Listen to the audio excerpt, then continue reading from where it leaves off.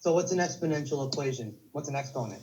So an exponent is something that has a base and a power. You know that already. So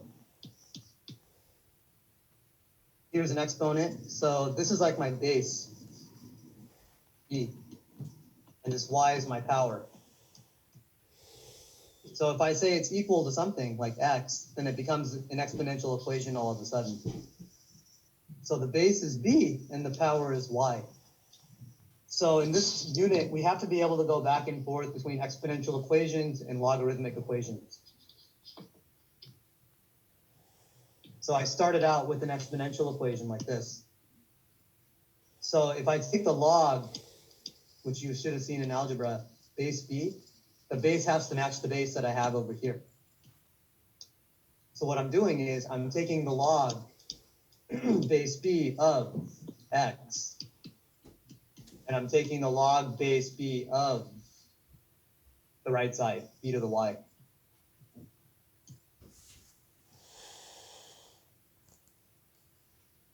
So in mathematics, if you have log base b of b to the x, it's equal to x, because the log base b and b cancel out. So all you have left is the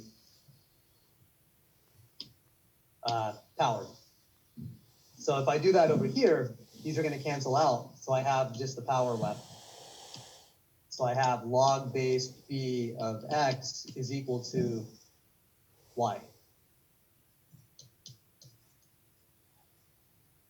So this is called the argument here, x. B is the base.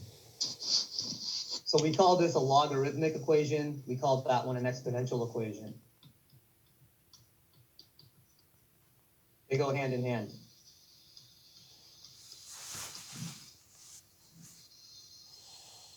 So it's possible to get from one to the other.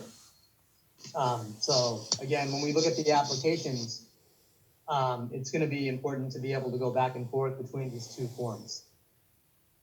So your argument always has to be greater than 0. You can't take the log of a negative number. You can't take the log of 0.